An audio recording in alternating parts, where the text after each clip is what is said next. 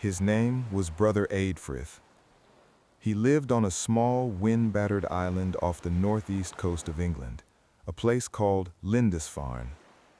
The year was somewhere around 715 AD, and in the cold, flickering candlelight of a stone cell barely large enough to stand in, he was creating something that had no reason to be as beautiful as it was. What Brother Eadfrith was making, page by page, letter by letter, pigment ground from crushed minerals and plants, gold applied with a brush barely thicker than a single hair, we now call the Lindisfarne Gospels. Scholars estimate it took him 5 years to complete a single book. No one asked him to make it beautiful. He chose to. That choice, one monk, one book, one cold island at the edge of the known world, tells you everything you need to know about the age that made him. It was an age that reached for beauty, even in the cold, even alone. For generations, people have called this era the Dark Ages. 1,000 years, they said, of ignorance, of stagnation, a long pause between the glory of Rome and the brilliance of the Renaissance. But what if that story was missing something? What if the 1,000 years we rushed past, the monks, the farmers, the builders, the thinkers, the ordinary people navigating an uncertain world, were quietly laying the foundations of almost everything we live inside today? This is not a story about kings and battles. It is a story about people. People who built, who believed, who lost everything and built again. This is medieval Europe, and it is nothing like what you were told. To understand what the medieval world was building, you first have to understand what it was inheriting. For nearly 500 years, the Roman Empire had connected a continent. Roman roads ran from Scotland to Syria. Roman law governed disputes from Britain to Egypt. Roman aqueducts carried fresh water to cities of 1 million people. And then, gradually, over generations, it came apart. Not in a single dramatic collapse, not a fiery end with trumpets, but slowly, like a great tide withdrawing from a beach, province by province, road by road, administration by administration. In 476 AD, the last Western Roman emperor, a young man named Romulus Augustulus, was quietly removed from power by a Frankish military commander. There was no famous last battle, no burning of the city. Power simply passed. Into the space the empire left behind came the peoples who had long lived at its edges: the Visigoths in Spain, the Franks across what is now France and Germany, the Angles and Saxons crossing the sea into Britain, the Ostrogoths in Italy. They did not arrive to destroy what Rome had built. In many cases, they came to live inside it, to inherit its roads, its law, its churches, its cities, and make them their own. Theodoric the Great, the Ostrogoth king of Italy, was educated in Constantinople. He governed with Roman law. He kept Roman administrators in their posts. He built monuments in the Roman style. These peoples were not erasing civilization. They were becoming it. This is where the medieval story truly begins, not with collapse, but with inheritance, and with the slow, patient work of making something new from the pieces of something old. As the political world fragmented, one institution became the keeper of civilization's memory: the monastery. All across Europe, in Ireland, in northern England, in the valleys of France and Germany and northern Italy, communities of monks and nuns established houses of prayer, labor, and crucially, learning. In the 6th century, an Italian monk named Benedict of Nursia wrote a guide for monastic life, a document called the Rule that would shape European communities for the next 1,000 years. His instruction was simple, radical, and civilization-saving. He wrote, "Idleness is the enemy of the soul. Therefore, at fixed times, the brothers ought to be occupied in manual labor, and again, at fixed times, in sacred reading." Sacred reading. In a world without printing presses, without public libraries, without any guarantee that the written word would survive the next invasion, these communities of monks and nuns became the custodians of human knowledge. They copied the philosophy of Aristotle, the medicine of Hippocrates, the poetry of Virgil, the geometry of Euclid, not because anyone commanded them to, but because they believed that to lose a book was to lose a piece of creation itself. And here is the remarkable thing. Those copies still exist. Many of the ancient texts we read today, the dialogues of Plato, the histories of Livy, the science of Pliny, survived because of monks in cold stone rooms, copying by candlelight in monasteries scattered across a continent that had no reason to expect them to last.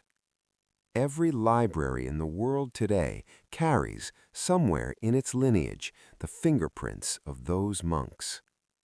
Brother Adfrith was not alone. He was one of thousands, across a continent, quietly passing a flame forward through the dark. In the winter of the year 800, a man stood in the Basilica of St. Peter in Rome. He was tall, unusually so for his era, perhaps 6 feet 2. He wore Frankish linen and a plain sword at his hip.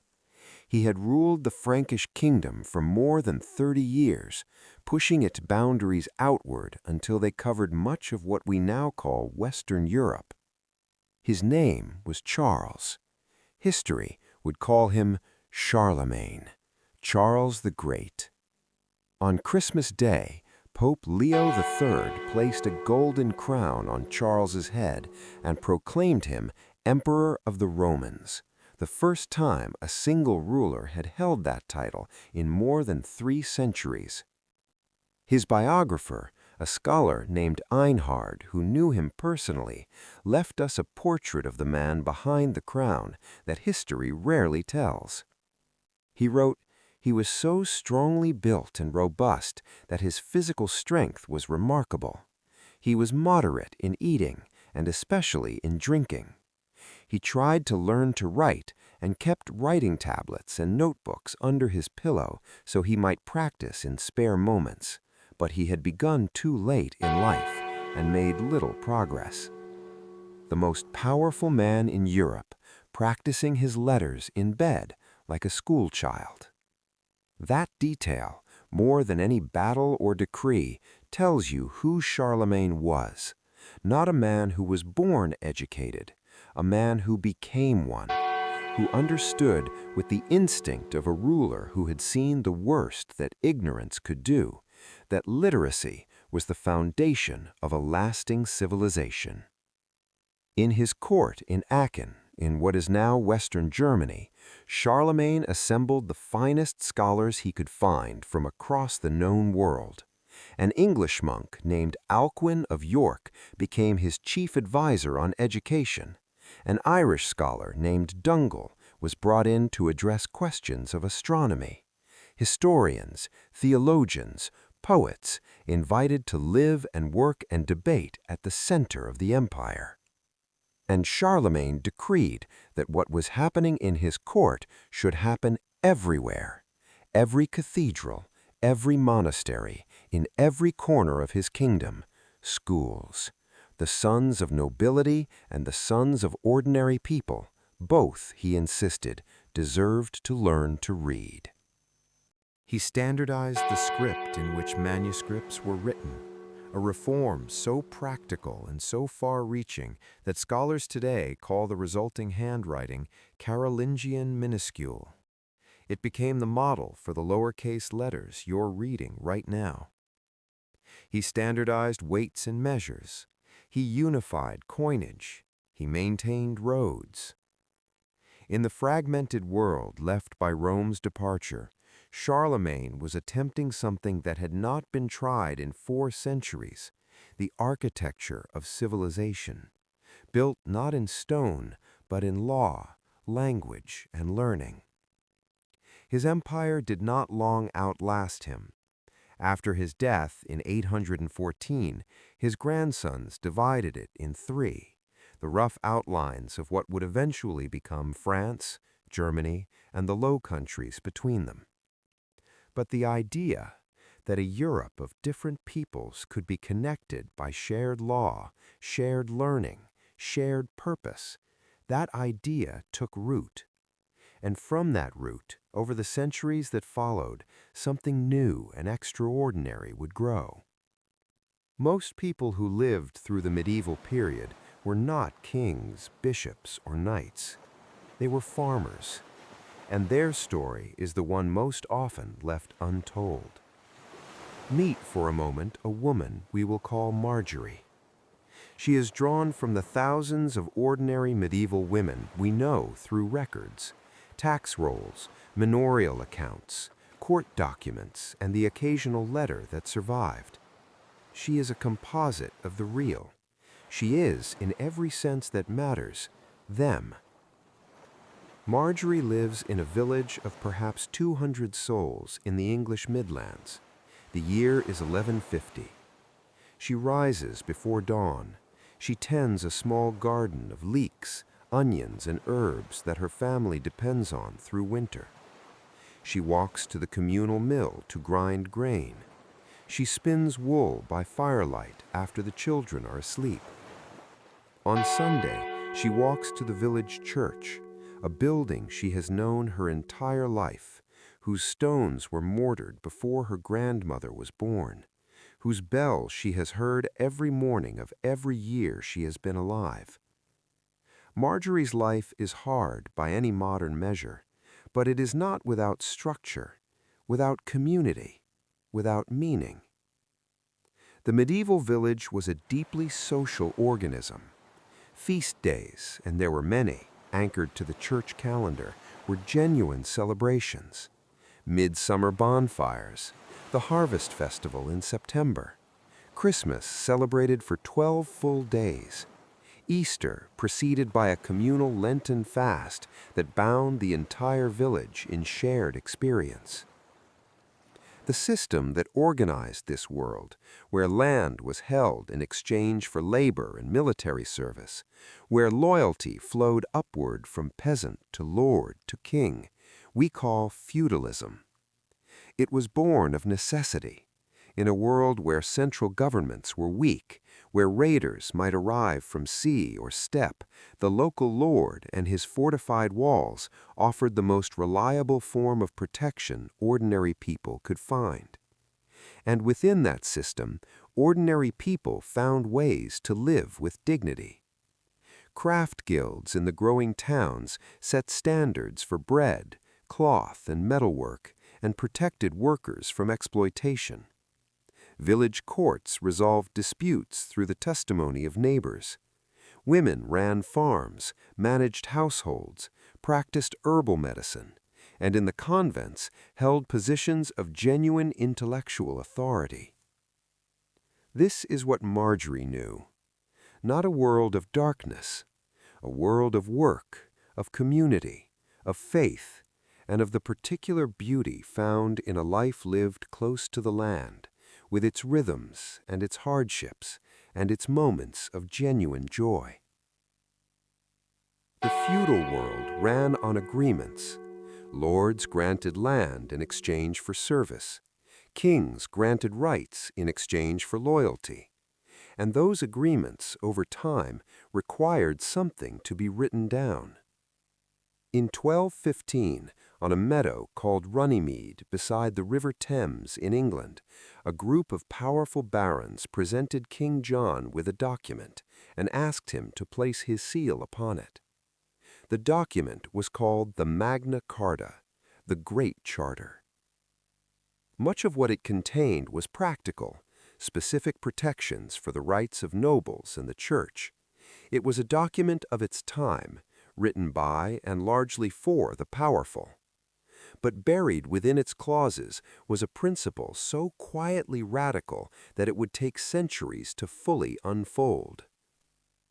The Charter stated, "No free man shall be seized, imprisoned, or stripped of his rights, except by the lawful judgment of his equals or by the law of the land. No one, not even a king, is above the law."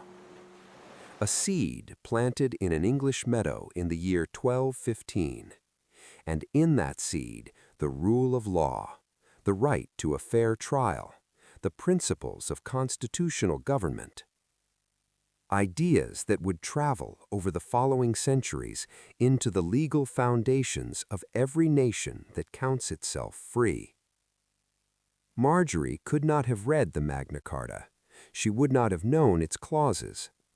But the world it was slowly, haltingly building, a world where ordinary people have rights that rulers must respect, that world was built, in part, for her. In the year 1194, the Cathedral of Notre-Dame de Chartres caught fire. Much of the structure burned through the night. The townspeople of Chartres stood in the square and watched the smoke rise into the dark sky. Many of them wept, not just for the building, but for what they believed was lost inside it, a relic held sacred to the community for generations. And then, 3 days after the fire, a group of priests emerged from the ruins, alive, holding the relic, undamaged. The town of Chartres did not mourn, it built. In 1 generation of the fire, a new cathedral had risen on the same site, taller, lighter, more daring than anything that had come before in Europe. Funded not only by the church or the nobility, but the merchants, the farmers, the craftspeople, the guildsmen and women of the entire surrounding region. Ordinary people giving what they could afford. A cathedral built by a community for all time. Stand inside Chartres Cathedral today, and it is almost impossible to believe that human hands, medieval hands, without computers or cranes or modern mathematics, built this. The vaulted ceiling soars 37 meters above your head. The flying buttresses outside, elegant stone arms reaching out from the walls, carry the weight of the roof outward and downward, freeing the walls themselves to become almost entirely glass. 176 windows, 10,000 square feet of stained glass, each panel telling a story. And here is the detail that never fails to stop me. Most of the donors are anonymous. The craftspeople who paid to have their trade commemorated in glass did not leave their names. They gave because they believed the building mattered, not because they wanted to be remembered.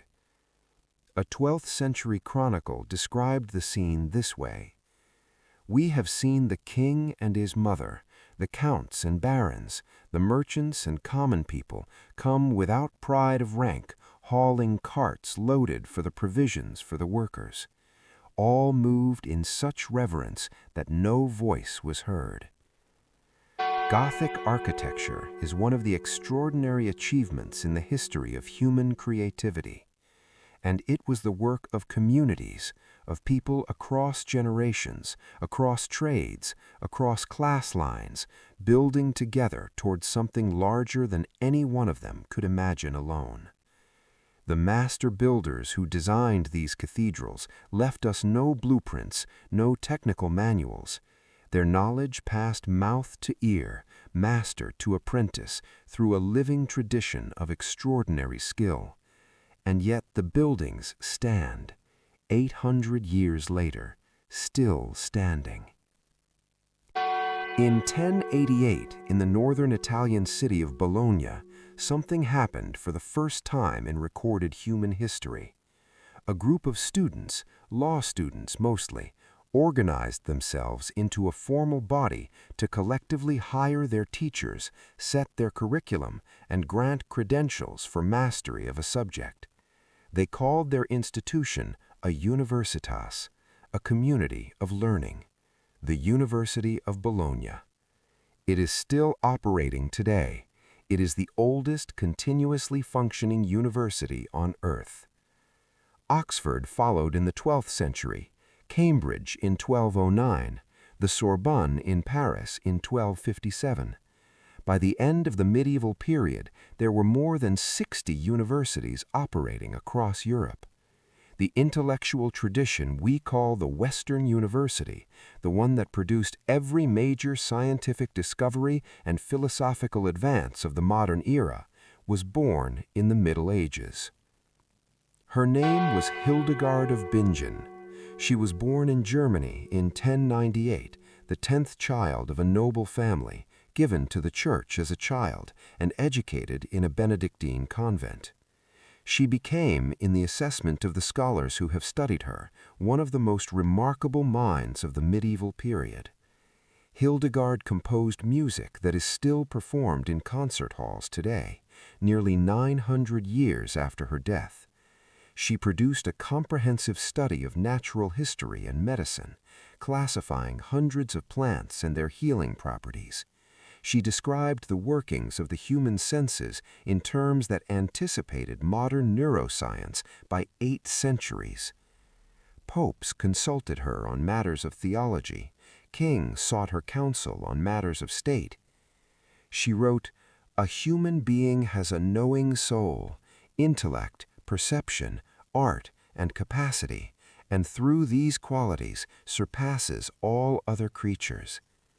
She died in 1179 at the age of 81, having produced a body of work in music, medicine, natural science, theology, and correspondence that a dozen specialists today spend their entire career studying. She is not a footnote to history. She is history. A generation after Hildegard, a Dominican friar from southern Italy sat down to write what he called a Summa, a complete synthesis of human knowledge. His name was Thomas Aquinas, and what he produced, a sustained application of Aristotle's logic to the questions of theology, ethics, and natural philosophy, created a framework of structured reasoning so comprehensive and rigorous that it shaped Western intellectual life for the next 500 years. It is still taught in universities today. And then there was Roger Bacon, an English Franciscan friar working in the 13th century, who argued, with a directness that made his superiors deeply uncomfortable, that knowledge of the natural world could be trusted if it was based on observation and experiment, not tradition, not authority, evidence. 4 centuries before the period we typically credit with inventing the scientific method, Roger Bacon was already there. These are not footnotes. These are the architects of the way the modern world thinks. In the autumn of 1347, 12 merchant ships arrived in the Sicilian port of Messina. The sailors aboard were gravely ill. Their bodies bore swollen, darkened lumps at the neck, the armpit, and the groin. Some of the men were already dead at their oars. The harbor master ordered the ships out immediately. It was too late. What those ships carried, a bacterium we now know as Yersinia pestis, traveling along the Silk Road trade routes from Central Asia, became the most devastating epidemic in recorded European history. Within 3 years, between 1/3 and 1/2 of Europe's entire population had died. Let that rest for a moment. In some cities, Florence, Hamburg, Paris, 2 people in 3 were gone. Village records simply stop. Tax rolls go blank mid-entry. Letters begin and are never finished. The plague did not distinguish between ranks. It took the poorest serf and the wealthiest merchant. Bishops and monks who stayed to care for the dying, and many thousands did, perished alongside their patients. A chronicler in Siena, a man named Agnolo di Tura, wrote that it came for his own family. He wrote, "Father abandoned child, wife, husband, one brother another.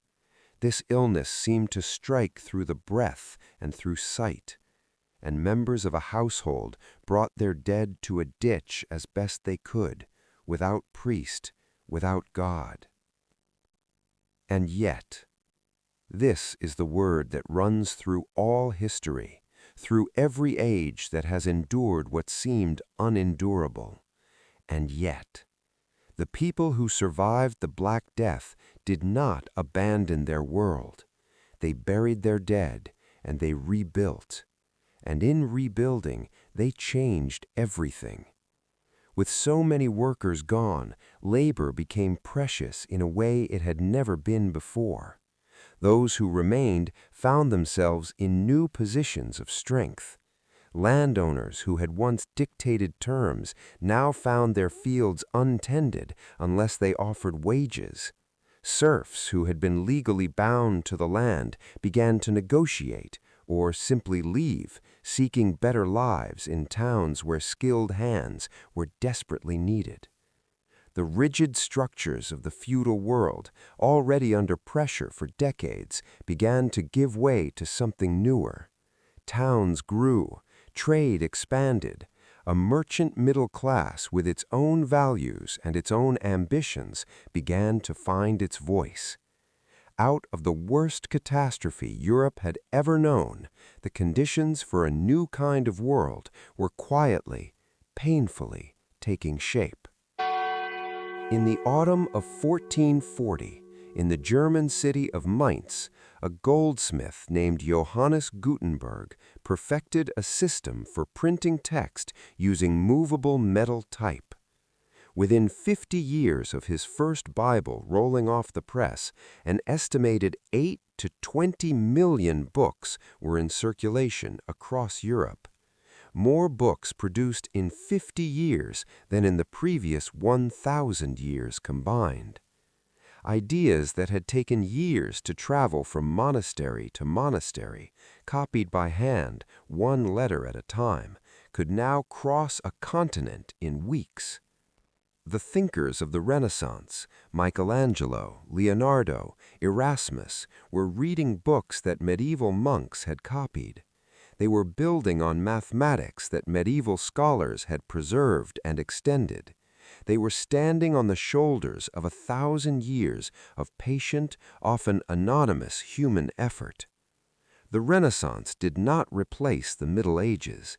It grew from them, rooted in medieval universities, nourished by medieval scholarship, built atop medieval legal and institutional foundations. Nothing comes from nothing. Every age is the child of the one before it. We began with Brother Eadfrith, a monk on a cold island. 5 years, one book, a choice to make something beautiful that no one required him to make beautiful. The Lindisfarne Gospels survived Viking raids on Lindisfarne in 793 A.D. It survived the dissolution of the monastery. It survived fire, war, and the long passage of 13 centuries. Today, it sits in the British Library in London. Every single page is available to view online. Every impossible detail, every thread of knotwork, every grain of pigment, accessible to anyone in the world at any moment for free. Eadfrith could not have imagined that. He had no concept of London, no understanding of the world that would one day hold his work in digital hands. No way to know that in the 21st century, people on 6 continents would zoom into his lettering on luminous screens and feel something they couldn't quite name.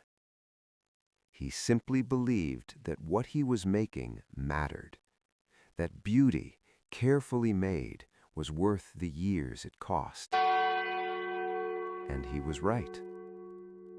That is the story of medieval Europe. Not a story of darkness, not a story of ignorance or stagnation or wasted centuries. A story of ordinary people, monks and farmers, builders and scholars, mothers and craftspeople and kings, living through an uncertain world and choosing again and again to make something that would outlast them. The cathedrals still stand, the manuscripts still breathe, the universities they built are still teaching, the legal principles they argued over still protect you. 1,000 years of the human spirit, still reaching, still building, still passing something forward. You are, in ways more specific than you may realize, the inheritor of what they built. Don't forget them. So, what did we discover together today? The monastery was the library that saved civilization's memory. Charlemagne, a warrior who learned to write in bed, built the first blueprint for a unified Europe. The Magna Carta planted the seed of the rule of law, still protecting people today. Ordinary people built the Gothic cathedrals stone by stone as an act of faith in the future. Hildegard, Aquinas, and Roger Bacon built the intellectual foundations of the modern world in medieval universities by candlelight. The Black Death shattered one world, and the survivors built a new one. And the Renaissance did not end the Middle Ages, it grew from them. If there is one thing I hope you take from this video, it is this. History is not a story about kings and battles. It is a story about people. People exactly like you and me, trying to build something that matters in the middle of circumstances they didn't always choose. That is worth knowing. That is worth remembering. If this journey through the Middle Ages moved you, or surprised you, or made you see something familiar in a completely new way, then please consider subscribing to this channel. Because this is what we do here. We go inside the stories that history compresses into headlines, and we find the human beings living inside them. Next week, we are traveling to one of the most extraordinary and underappreciated civilizations in all of human history. A civilization that preserved and extended the knowledge of the ancient world, invented algebra, mapped the stars with breathtaking precision, and built libraries and hospitals and observatories at a time when they were almost nowhere else to be found. It is one of the most remarkable stories in all of human history, and we will tell it the same way we told this one human being at a time. Subscribe. Leave a comment below telling me which moment stayed with you. And I will see you in the next one.